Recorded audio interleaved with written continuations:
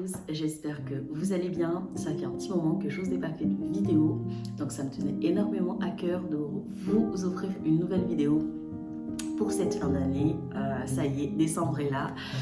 Dans moins de 30 jours, nous serons en 2022. Elle est pas belle la vie, enfin en ce qui me concerne, je sais pas, j'espère en tout cas que la vie est belle de votre côté. Mais de quoi on va parler aujourd'hui? J'aimerais vous parler un peu de la vie depuis le Covid. Qu'est-ce qui se passe depuis? D'ailleurs, voilà, ça va faire 2 ans bientôt que nous sommes dans cette vague de Covid, de cette pandémie mondiale qui a chamboulé la vie de beaucoup d'entre nous. Donc, j'aimerais vraiment vous partager mon avis, mes points de vue concernant les changements qui ont eu lieu depuis cette vague de pandémie mondiale. Pour vous parler un petit peu de moi, qu'est-ce qu'il en était? Moi, quand il y a eu le Covid, j'étais plus ou moins au courant en fait. Donc du coup, mars 2020, quand le président français a annoncé oui, on va être confiné, etc. Bon, je me suis dit, ok, quoi d'autre est possible? Comment est-ce que je pourrais m'adapter au mieux avec tout ça? Et en fait, à la base, moi, j'avais prévu d'aller voyager avec mes enfants. Et finalement, du coup, jusqu'à présent, ce voyage n'a pas eu lieu. Donc, il s'est passé énormément de choses entre-temps dans ma vie perso. Voilà, je vais vous raconter un petit peu les coulisses de ma vie, mais c'est vraiment pour vous amener à l'essentiel. Voilà. Donc, pendant toute la période une bonne partie de l'année 2020, en tout cas, disons de mars 2020 à exactement septembre 2020, je n'avais pas de domicile fixe, dites-vous. Donc, j'ai alterné entre camping, hôtel, un peu hébergé chez ma tante entre-temps. J'ai failli avoir un logement qui finalement n'a pas abouti. Bref, c'était vraiment difficile comme période pour moi. On va dire une bonne partie de l'année 2020, quoi. Comme je vous ai dit tout à l'heure, de mars à septembre 2020. Parce que à la base, j'avais prévu de voyager. Ce voyage n'avait pas eu lieu. Parce que les frontières ont été fermées. Et j'avais déjà lâché mon ancien logement dans l'ancienne ville où j'habitais. Donc, je me suis retrouvée quasiment sans rien.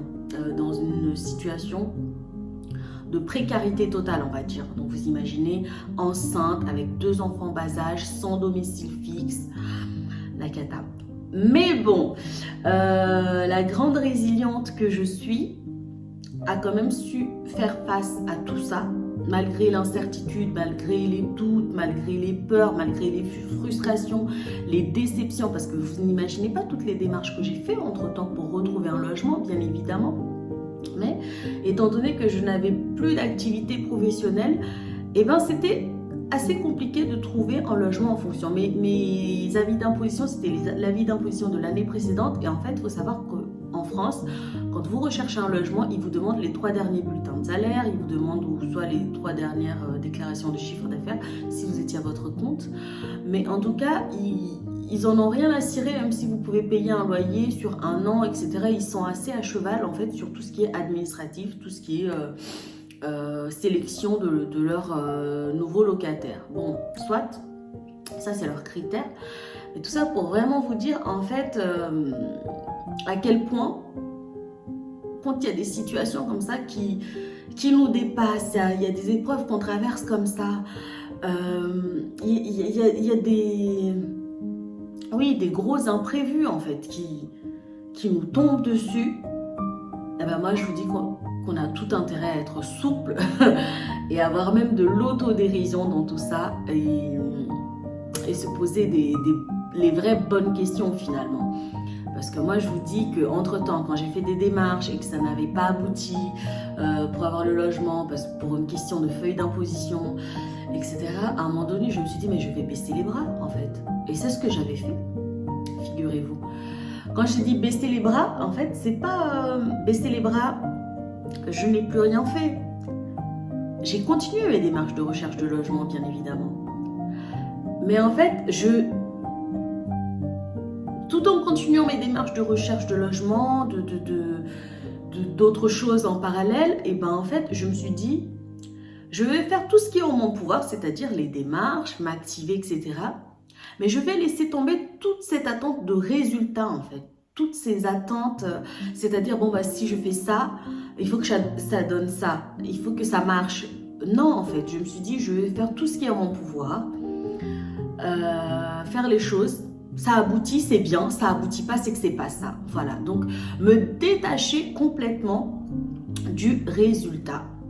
Et figurez-vous que ça demande un certain effort, hein, parce que notre cerveau, notre cérébral, notre côté rationnel cartésien aime avoir un sens logique. C'est-à-dire, on n'a pas envie de faire les choses pour rien, en fait. La plupart du temps, comment fonctionne notre cerveau? Notre cerveau, il fonctionne comme ça. On n'a pas spécialement envie de faire quelque chose pour que ça aboutisse à rien.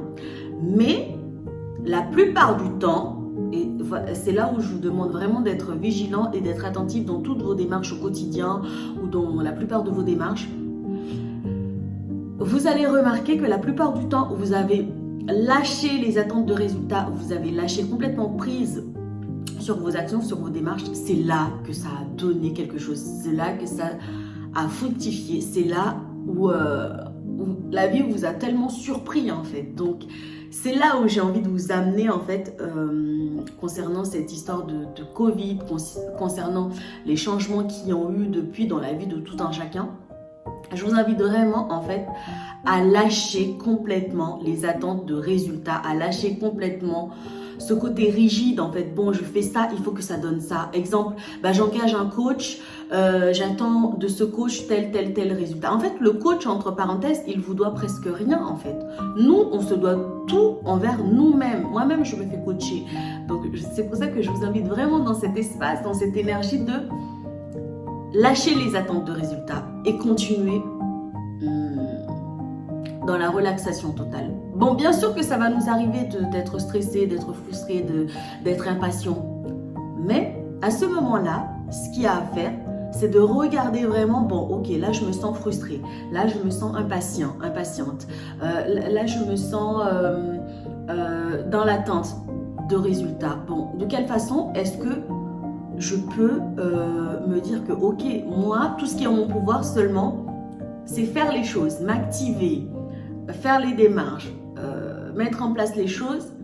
Mais les résultats ne dépendent pas de moi, en fait. Vraiment, cette notion, elle est hyper importante, mes amis. Elle est hyper importante parce que je veux dire, ça concerne la plupart de toutes les démarches qu'on va faire dans notre vie, en fait. Je sais pas. On veut peut-être,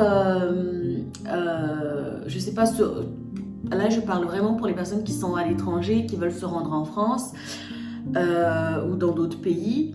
Et ben, tout ce qui est en ton pouvoir, en votre pouvoir, et ben ça va être de faire les démarches, le côté administratif, d'aller ramener ce dossier, de rassembler les éléments. Et bien évidemment aussi, tout ce qui est en votre pouvoir, c'est contrôler tout ce qui est émotionnel, votre sensation, votre attitude. Ça, c'est en votre pouvoir. Donc, vous avez tout intérêt, en fait, à contrôler ce que vous pouvez contrôler. Voilà. Et les résultats, ce que ça va donner, ça ne tient pas à vous. C'est pas à vous de décider. Donc, pour ma part, c'est pour ça que j'insiste là-dessus, c'est rester seulement focus là où on a le pouvoir. En fait, ça nous permet de nous donner des chances de réussite de nos démarches, en fait, finalement. Parce qu'au lieu de te tracasser inutilement là où tu n'as pas de pouvoir, dans l'attente de résultats, eh ben, tu vas te focus, tu vas te concentrer sur là où tu as du pouvoir et sur là où tu as une marge de manœuvre, finalement. Donc, à tester, bien évidemment, parce que là, je vous parle que ce qui me concerne moi, mais moi, j'en suis quand même certaine, allez, à 90% que ce que je suis en train de vous dire là vous parle absolument. À tester, c'est-à-dire maintenant, qu'importe ce que tu vas mettre en place, qu'importe ce que tu vas activer dans ta vie, qu'importe les démarches que tu vas mettre en place, détache-toi complètement des attentes de résultats. Détache-toi complètement de « il faut que ça soit comme ça, j'aimerais que ça soit comme ça ». Non. Non, ça, c'est pas bon, c'est prise de tête pour rien et ça va te décourager en plus si jamais ça ne fonctionne pas comme tu voudrais que ça fonctionne. Bonjour la déception, bonjour la frustration. Donc autant mettre toute ton énergie dans le processus, dans les démarches, dans les actions que tu es en train de mettre en place et tu verras bien qu'est-ce que ça va donner. Advienne en fait. Le plus important, c'est que tu auras fait ce qui est nécessaire pour atteindre en fait l'objectif ou la chose que tu aurais voulu, tu vois. Pareil, donc là je reviens un petit peu dans mon domaine d'activité, mais pour les personnes qui vont me choisir, franchement, les gens n'attendaient rien de moi, hein, parce que moi je ne vais rien faire à votre place.